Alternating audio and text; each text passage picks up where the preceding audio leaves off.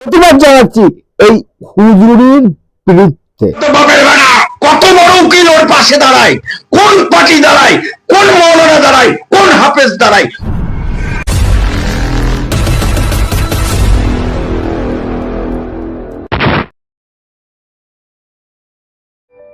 নমস্কার, আমি কৃষ্ণপদ অধিকারী। আমার ছোট্ট একটা ইউটিউবের চ্যানেল আছে, চ্যানেলটার নাম don't care, Facebook page Krishna Krishna.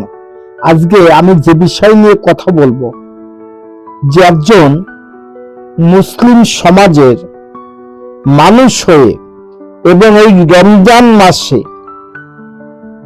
একটা নারীর প্রতি এই আচরণ, এই কথাবার্তা কি করে বলতে পারে, সেই নিয়ে আমার প্রশ্ন। আপনি বলবেন কে বলেছে এ কথা, দেখাবো। তাহলে সঙ্গে থাকতে হবে, দেখতে হবে ভিডিওটা। কারণ ইনি যে সমাজসেবী এবং ইসলাম নিয়ে যে গর্ব করে, আমি ওনাকে ঘৃণা করলাম। কারণ একটা মুসলমান যদি অন্য একটা মুসলিম সমাজের একটা নারীর প্রতি এই আচরণ করে, সেখানে আমি ধিক্কার জানাচ্ছি। কারণ ইনি জানে না যে কোথায় আঘাত করেছে, ইনার আঘাতটা কিভাবে প্রতিরোধ হচ্ছে দেখাবো। কারণ আপনারা সবাই জানেন যে বঙ্গ টিভি যে চালায় রোজিনা, ইনি একটা মুসলিম সমাজের একজন মা। সেই মায়ের প্রতি যে আচরণ করেছে, সেখানে দাঁড়িয়ে আমি একজন ইউটিউবার হয়ে আমি প্রতিবাদ জানাচ্ছি। কারণ যেখান থেকে, যে স্তর থেকে কোনো সাংবাদিক, কোনো ন্যাশনাল চ্যানেল যেতে পারে না, সেখানে আমাদের মতন ওই ছোটখাটো ইউটিউবাররা সেই সংবাদটা তুলে ধরি। আমরা সঠিকভাবে সংবাদ তুলে ধরার চেষ্টা করি, কিন্তু যেটা সত্য সেটা সত্য বলি, যেটা মিথ্যা সেটা মিথ্যা বলি। সেখানে দাঁড়িয়ে আমাদের কোনো রং নেই। আমাদের কথা হলো সত্যের সন্ধানে, অন্যায়ের প্রতিবাদে। তাহলে এই বঙ্গ টিভি রোজিনাকে এই একজন হুজুর কেমন কথা বললো আর প্রতিবাদটা কেমন আসলো, চলেন দেখাবো। কারণ আমরা জানি যে আমরা যারা ইউটিউবারে আছি, তার অপমান কেউ হয়তো সহ্য করতে পারবে না, সত্যিকার যদি ইউটিউবার হয়ে থাকে।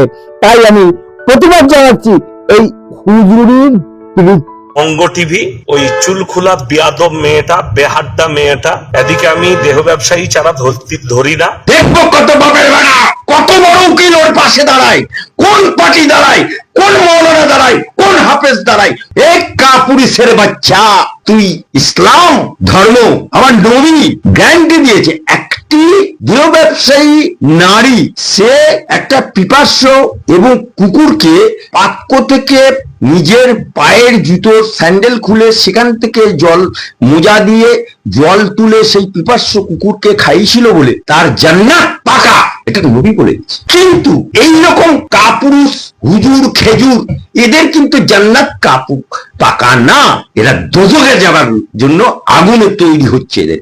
আর আজকে যেখানে ইসলাম নারীদেরকে সম্মান করেছে, ইসলাম নারীদেরকে ইজ্জত দিয়েছে, ইসলাম নারীদেরকে অত্যন্ত সংবেদনশীল হিসাবে কথা বলতে বলেছে, সেই ইসলাম ঘরের ছেলে হয়ে এই কাপুরুষ কি করে একটা মহিলাকে, একটা যার ঘরে একটা ফুটফুটে বাচ্চা আছে, তার স্বামী আছে, জার্নালিজম করে, সে সাংবাদিকতা করে, জার্নালিজমের উপর কোর্স কমপ্লিট করে, সাংবাদিক করে সে একটা প্রতিষ্ঠিত জায়গায় চলে গেছে।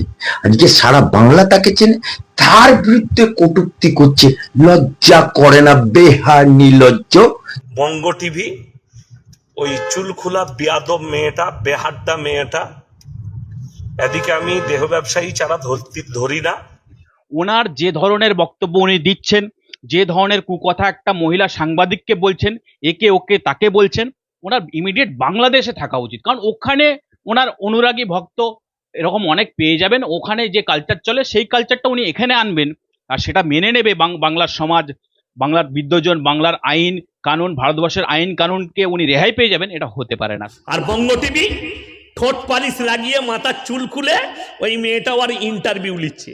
করো, কোন ফতোয়াতে পেয়েছো, কোন হাদিসে পেয়েছো? বইটা খুলে দেখাও যে তুমি মহিলার লিপস্টিক নিয়ে কথা বলবে, চুল খোলা নিয়ে কথা বলবে, এই নিয়ে কথা বলবে, ওই নিয়ে কথা বলবে। আসলে তার মানে উনি এগুলো লক্ষ্য করে কোন মহিলা লিপস্টিক পরেছে, কে মাথায় টিপ লাগিয়েছে, কে চুলের ক্লিপ লাগিয়েছে, কে চুলে রং করেছে, এগুলো লক্ষ্য করে। মানে ওর আপনি সঠিক কথা বলেছেন, কারণ এই তো মুসলমান নাই। মুসলমানের বাংলা শব্দ কি আছে এই আহামক জানে না, ইসলাম ধর্মের নিয়ম কানুন কি আছে এই আহামক জানে না। যদি জানতো একটা মাকে অবশ্যই অবশ্যই সেখানে মায়ের সম্মানটা জানাতে পারত, কিন্তু এই অপদার্থ কি ধরনের কথা বললো আর কি কথা বললো সকলের নজরে এই কথাটা আসা উচিত। কারণ আমিও জানি যে বঙ্গ টিভি যে সাংবাদিক আছে, যে রোজিনা আমার মা, তাকে অপমান করার বাংলার জগৎকে কেউ মেনে নেবে না, যেমন আমিও নিতে পারি নাই। সেখানে দাঁড়িয়ে আমি বলছি এ একটা হুজুর না, ইনি একটা গান্ডু। নমস্কার, আমার চ্যানেল নাম don't Facebook page Krishna Krishna. যদি ভিডিওটা ভালো লাগে লাইক শেয়ার কমেন্ট করবেন। আগামী দিনে সতর্ক থাকুন। Madam, when sorry.